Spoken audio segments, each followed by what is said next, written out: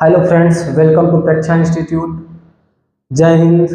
आज हम आपको पढ़ाने वाले हैं कूलॉम्स लॉ इन मीडियम। अभी तक हम पढ़ते क्या है, कूलॉम्स लॉ को ही पढ़ते हैं। आज भी हमारा टॉपिक कूलॉम्स लॉ से ही है।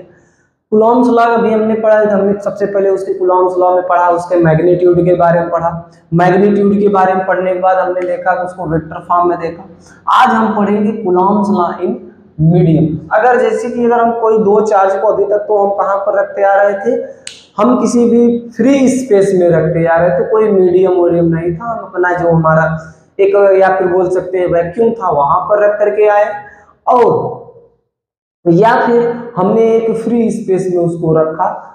तो अब हम उसी चार्ज को, अब हम उसी चार्ज को हम कहाँ रखेंगे, किसी मीडियम में ला करके रख देंगे। तो आज स्टार्ट करते हैं कूलॉम्स लॉ इन मीडियम।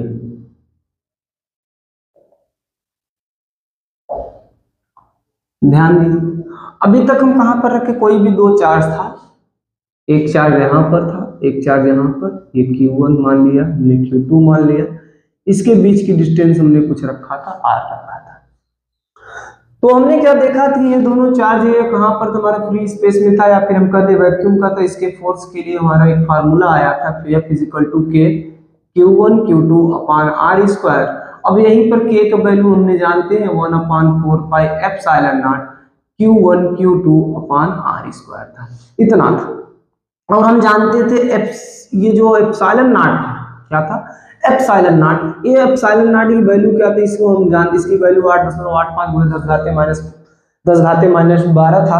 उसका मात्रक था न्यूटन मीटर स्क्वायर पर कूलम था। तो इसको हम क्या कहते हैं, परमिटिविटी ऑफ फ्री स्पेस। इसको हम कहते हैं परमिटिविटी ऑफ फ्री स्पेस, हम इसको कहते हैं।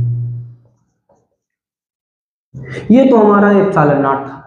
अब ये डिपेंड इसी पे करता है, जब अगर कोई भी मीडियम, अगर हमारे कोई जो चार्ज है वो चार्ज किस मीडियम में, तो डिपेंड इसी पर करता है। ये तो हमारा क्या था, फ्री स्पेस के लिए था, या जिसे हम कहते हैं एयर या वैक्यूम के लिए था, एयर या वैक्यूम के लिए था।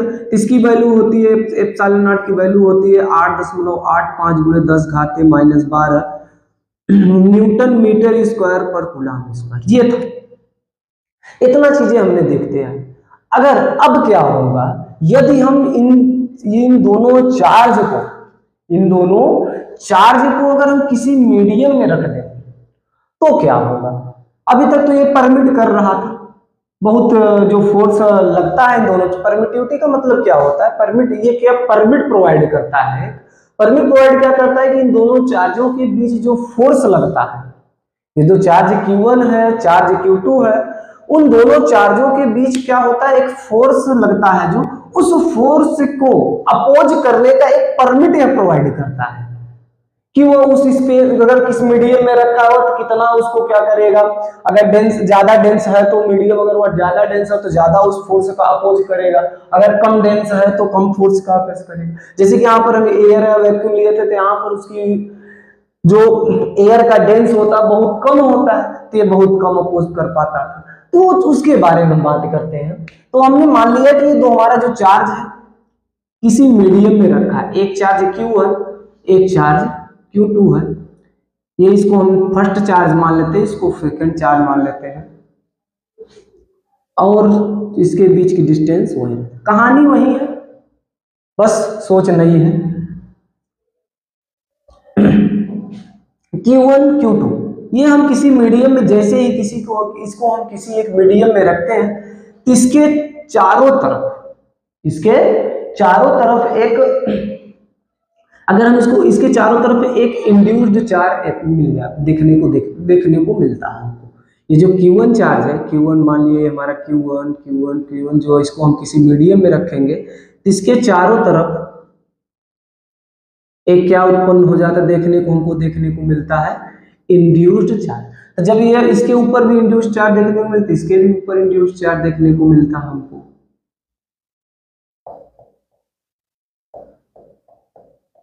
जो चार्ज होता है इसके चारों तरफ क्या होता है,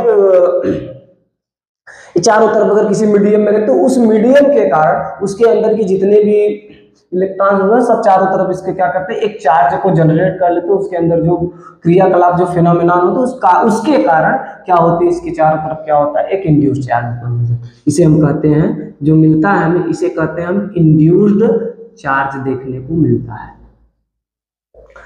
इंड्यूस्ड चार्ज। अब अच्छा, अब बात आती है कि ये वाला फोर्स Q1 Q2 ये भी तो एक चार्ज है, ये जो इंड्यूस्ड चार्ज ये भी तो चार्ज है, ये भी तो फोर्स लगाएगी इस वाले चार्ज पर। Q1 जब Q2 को फोर्स लगाएगा तो ये जो इंड्यूस्ड चार्ज हमको देखने को मिला है, ये जो इंड्यूस्ड चार्ज देखने को मिला है, ये इंड्यूस्ड चार्ज इस वाले फोर्स जो ये Q1 Q2 पे फोर्स अप्लाई करेगा या फिर Q2 Q1 पे फोर्स अप्लाई करेगा, उस चार्ज का हमको क्या देखने को मिलेगा, अपोज करते हुए देखने को। चलिए हम देखते हैं।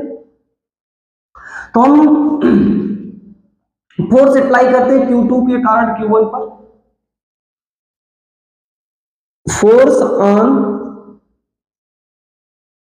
फर्स्ट फोर्स ऑन 1 लिखते हैं, फोर्स ऑन 1 ड्यू टू 2, क्या लिखेंगे, ड्यू टू 2। इसको हम लिखेंगे F12 equal to Q1 upon 4 pi epsilon naught Q1 Q2 upon R square के बराबर होगा। ये तो हमारा था, ये क्या था, जब हम ये Q1 जब हमारे पास इंड्यूस्ड चार्ज नहीं था उसके लिए फोर्स इतना निकल करके आया। ठीक, अब ये इंड्यूस्ड चार्ज भी Q1 पे फोर्स लगाएगा। अब ये जो इंड्यूस्ड चार्ज है इस पे ये Q1 ये भी Q1 पे फोर्स लगाएगा, तो हम उसको भी लिख लेते हैं, force on 1 due to induced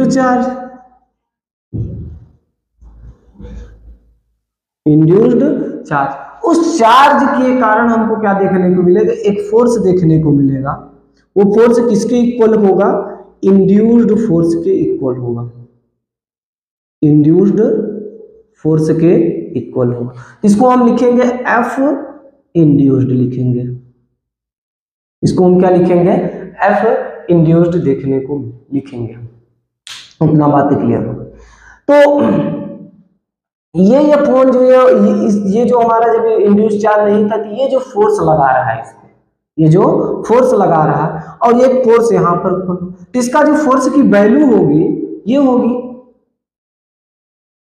1 upon 4 pi epsilon not, नहीं एप्सिलॉन, इसको हम R लिखते हैं, क्या लिखते हैं, एप्सिलॉन R Q1 Q2 अपान इसके बीच की डिस्टेंस R स्क्वायर। बातें क्लियर, ठीक है। तो ये एप्सिलॉन नॉट R क्या है, ये तो एप्सिलॉन नॉट अभी हमने दिखाया कि ये क्या है, epsilon permittivity of free space, और एप्सिलॉन नॉट लिख लेते हैं हम यहां पर, वेयर एप्सिलॉन R इक्वल, ये क्या है, ये क्या है, एप्सिलॉन नॉट R क्या है, ये रिलेटिव परमिटिविटी है। क्या है, यह एक रिलेटिव परमिटिविटी है। इस रिलेटिव परमिटिविटी को हम क्या कहते हैं, एब्सोल्यूट परमिटिविटी भी कहते हैं, जिसको हम लिखते हैं ER क्या है, relative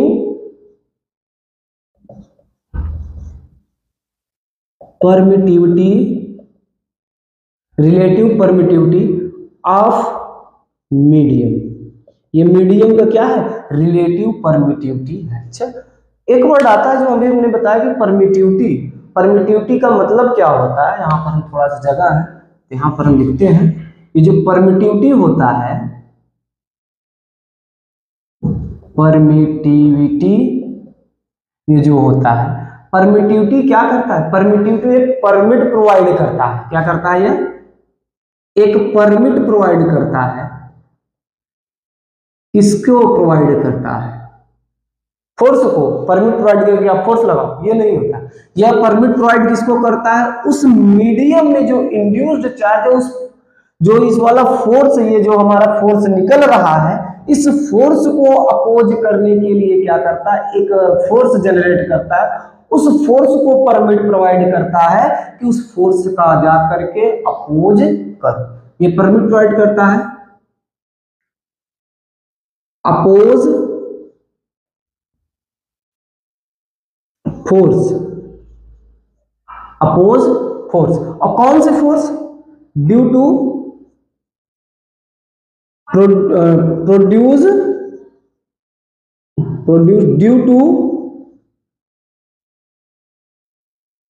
due to charges, due to charge, जो चार्जेस Q1 एंड Q2, ये जो चार्ज Q1 और Q2 के कारण जो फोर्स प्रोड्यूस होता है उस फोर्स का क्या करता है, ये अपोज करता है, उसी को हम कहते हैं परमिटिविटी, या परमिट प्रोवाइड करता है। ये मतलब कि अब जो फोर्स है, जैसे कि अगर हमारे पास क्या था, जो फोर्स हमारे एयर या वैक्यूम में था, उस फोर्स का ज्यादा उस पर फोर्स लगा, जैसे उसको हमने मीडियम में रखा तो मीडियम में थोड़ा फोर्स उसका वैल्यू क्या हो जाता है, कम हो जाता है। क्यों हो जाता है, क्योंकि जो फोर्स ऐसे लगाता है तो उसके विपरीत, उसके जो अपोजिट साइड में एक वही परमिट फोर्स क्या मिलता है, उसको एक परमिट फोर्स मिलता है, वो वही परमिट फोर्स क्या करता है, वो अपोज करता है, तो इसका वैल्यू क्या हो जाता है, थोड़ा सा कम हो जाता है।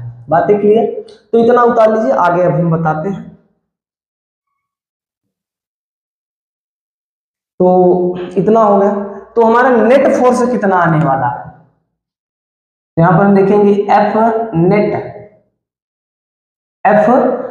नेट फोर्स कितना आने वाला है, ये जो हमारा फोर्स इसके कारण F12 वाला जो फोर्स है, F12 वाला फोर्स है, उसमें से ये वाला जो F इंड्यूस्ड फोर्स है ये क्या हो जाएगा, घट जाएगा, F इंड्यूस्ड फोर्स क्या हो जाएगा, वो घट जाएगा। तो F नेट फोर्स निकल करके कितना आने वाला है, F net equal to F12 का फोर्स कितना है, 1/4 पाई epsilon naught Q1 Q2 upon R square. उसके बाद घटकर कितना आने वाला है, इंड्यूस्ड घट जाएगा, minus 1/4 pi epsilon R Q1 Q2 upon R square. ये चीजें आ गया, इतना आ गया। तो हमको देखने में क्या लगता है कि जो नेट फोर्स होता है जब हम किसी मीडियम में, एफ नेट का है मीडियम का फोर्स है, एफ नेट का मतलब ये क्या है, किसी जिस हम मीडियम में रखे उसका टोटल फोर्स है, फोर्स ऑन मीडियम, मीडियम का फोर्स है ये किसी जिस मीडियम में चार्ज को हम रखे हैं उस चार्ज का फोर्स है। तो ये क्या करता है, ये वाला फोर्स क्या करता है, इतना टाइम इसको क्या कर देता है, कम कर देता है। या फिर इसको हम ऐसे लिख सकते हैं, इक्वल टू एफ नेट, इतना देखो 1/4 पाई को कॉमन, Q1 Q2 को कॉमन अपान R स्क्वायर को, देखने को क्या मिलता है, 1/एप्सिलॉन नॉट - 1/एप्सिलॉन R के इक्वल होता है। ये चीजें देखने को मिलता है। तो इसका मतलब ये, इसका सेंस क्या है कि जो 1/एप्सिलॉन में से उसका जो परमिटिविटी था, ये परमिटिविटी क्या करता है, उसको कम कर देता है, मतलब कि वो उसकी वैल्यू को क्या कर देता है, डिक्रीज कर देता है। और जैसे ही डिक्रीज कर देता है तो इसकी वैल्यू, एफ नेट की वैल्यू क्या हो जाती है, कम हो जाती है। और ये इसकी वैल्यू को जैसे डिक्रीज होने का मतलब यह है कि ये क्या करता है, बहुत ज्यादा उसमें जो चार्ज के इंड्यूस चार्ज के, यहाँ पर जो इंड्यूस चार्ज मिले हैं हमको, उस इंड्यूस चार्ज के कारण ये Q1 Q2 पर कम इफेक्ट डाल पाता है। Q1 Q2 को क्या करता है, इन दोनों का जो फोर्स होता है ये क्या होता है, बहुत कम इफेक्ट डाल पाता है। उस इफेक्ट वो कितना कम इफेक्ट डाल पाता है, 1/एप्सिलॉन नॉट में से 1/एप्सिलॉन नॉट R घट जाता है। ठीक है, अच्छा अब यहां पर हम लिख देते हैं एक बार फिर से, वेयर एप्सिलॉन नॉट क्या है, permittivity of free space, permittivity of free space, और क्या है, एप्सिलॉन R क्या है, एप्सिलॉन नॉट क्या है, इसको हम एब्सोल्यूट परमिटिविटी कहते हैं। इसको हम क्या कहते हैं, एब्सोल्यूट परमिटिविटी भी कहते हैं। इसको हम क्या कहते हैं, एब्सोल्यूट परमिटिविटी कहते हैं। तो इसका एक और एब्सोल्यूट परमिटिविटी के अलावा इसका एक और नाम है, जिसका नाम क्या है, हम कहते हैं रिलेटिव, जिसे हम कहते हैं, या इसका एक और नाम है relative permittivity, relative permittivity of medium. जिस मीडियम में रखा गया उसका क्या है, रिलेटिव परमिटिविटी। इतना क्लियर। ये है हमारा कूलॉम्स लॉ इन मीडियम। ये बच रहा था तो लास्ट में हमने क्या कर दिया, कवर। ये कूलॉम्स लॉ की जितने भी टॉपिक हो गए पूरा कवर हो चुका है। तो अगला टॉपिक हम स्टार्ट, इसको इतना छाप लीजिए तो हम अगला टॉपिक स्टार्ट करते हैं। तो कूलॉम्स लॉ हुआ कंप्लीट। इसकी कुछ चीजें और है जिसपे उस पे क्वेश्चन पूछता है कूलॉम्स लॉ के थ्रू। क्वेश्चन क्या पूछता है कि इसमें 3 चीजें आती हैं, जैसे कि अगर हम कोई भी हमारे पास मटेरियल हो गया, या फिर कोई भी सबस्टेंस हो गया, उस सबस्टेंस में कितने चार्जेस हैं, वो चार्जेस कैसे डिस्ट्रीब्यूशन है, तो उसको उसमें चार्जों की जो चार्जेस, उसमें कितनी नंबर्स ऑफ चार्जेस हैं, उस कोई भी मटेरियल हो गया, तो उसको हम पढ़ते हैं। आज हम पढ़ते हैं एक नया, जिसका नाम है चार्ज डेंसिटी। चार्ज डेंसिटी यह 3 तरीके से हो सकता है। बेसिकली 3 तरीके से हम पढ़ाते हैं इसको। बेसिकली इसको हम 3 तरीके से देखेंगे। पहला क्या है, पहला लीनियर चार्ज डेंसिटी। क्या है, linear charge density. Linear charge density यह क्या होता है कि जैसे कि हमारे पास कोई एक रॉड हो गया, कोई एक रॉड हो गया, उस रॉड में अगर उस रॉड को क्या कर दिया गया, चार्ज आयनाइज्ड कर दिया गया है। आयनाइज्ड करने के बाद हम देखेंगे तो उसमें कितना चार्ज है। उस चार्ज के कारण अगर एक और चार्ज उसके बगल में रख दिया जाता है, ला करके पॉइंट चार्ज को ला करके रख दिया जाता है, तो उस पॉइंट चार्ज के कारण इस जो रॉड होगा, उस रॉड के कारण उस पॉइंट चार्ज पे कितना फोर्स लगेगा, उसको हम देखेंगे। तो ये क्या है, लीनियर चार्ज डेंसिटी। दूसरा है आपका एक प्लेन चार्ज, जिसे हम कहते हैं सरफेस चार्ज डेंसिटी। जिसे हम क्या कहते हैं, सरफेस चार्ज डेंसिटी कहते हैं। और तीसरा हम पढ़ेंगे, जो कि बहुत कम ही देखने को मिलता है, वॉल्यूम चार्ज डेंसिटी। इसके बारे में थोड़ा थोड़ा बस बात करेंगे। बाकी जैसे ही हम आपका गॉस का नियम आ जाए, गॉस लॉ आ जाएगा पढ़ने को, तो गॉस लॉ आएगा तो उस गॉस लॉ में इसके क्या देख रहे हैं, इसके एप्लीकेशंस, उस गॉस लॉ के कुछ एप्लीकेशंस हैं, उस एप्लीकेशन में इन सभी चीजों का यूज अच्छे से देखने को मिलता है। तो लीनियर चार्ज डेंसिटी क्या होता है, इसको हम लैम्डा से दिखाते हैं। इसको हम किससे दिखाते हैं, लैम्डा से दिखाते हैं। यह क्या कहता है कि कोई भी अगर एल लेंथ का कोई भी रॉड हो गया, कुछ भी हो गया एल लेंथ का, तो उसमें पर यूनिट लेंथ कितना चार्ज डिस्ट्रीब्यूशन है, पर यूनिट लेंथ में उसके कितना चार्ज डिस्ट्रीब्यूशन है, उसको हम कहते हैं लैम्डा। उसी को हम कहते हैं लीनियर चार्ज डेंसिटी या फिर lambda. Lambda equal to Q by L होता है। और ये होता है हमारा surface charge density. Surface charge density मतलब इसको हम सिग्मा से दिखाते हैं। यह क्या कहता है कि अगर हमारा कोई सरफेस है, सरफेस या कोई भी प्लेन होगा, उस सरफेस में, उस सरफेस के एरिया में कितना चार्ज रखा गया, तो per unit charge distribution of area, surface area is called surface charge density. इसको हम कहते हैं क्यू बाई ए से। ठीक है। और एक आता है आपका जिसे हम कहते हैं वॉल्यूम चार्ज डेंसिटी। इसको हम रो से दिखाते हैं। यह वॉल्यूम चार्ज डेंसिटी क्या बताता है कि किसी भी वॉल्यूम के अंदर, कोई भी अगर हमारे पास कोई वॉल्यूम है, उस वॉल्यूम के अंदर पर यूनिट वॉल्यूम में कितना चार्ज उपस्थित है, प्रेजेंट है, उसको हम दिखाते हैं, जिसे हम कहते हैं क्यू अपान वी कहते हैं। तो लीनियर चार्ज डेंसिटी पे एक क्वेश्चन भी अच्छा है।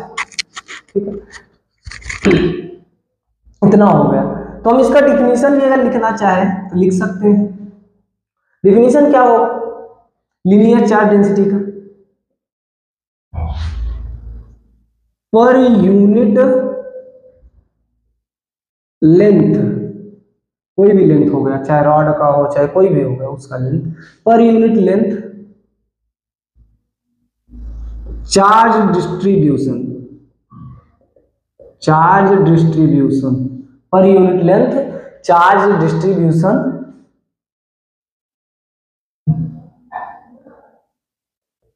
Is called linear charge, linear charge density है नीचे, लीनियर चार्ज डेंसिटी। इसका फार्मूला इसको हम किससे दिखाते हैं, लैम्डा से दिखाते हैं, lambda is equal to Q by L. उसी प्रकार इसका सरफेस का भी लिख लेंगे, per unit area, per unit area charge, per unit area charge distribution, per unit area charge distribution is called surface charge density, surface charge density. इसको हम किससे दिखाते हैं, सिग्मा से, सिग्मा इसका क्या हो जाएगा, sigma equal to Q by A हो जाता है। और क्या आता है volume charge density, volume charge density का वही नियम है, per unit volume, per unit volume charge distribution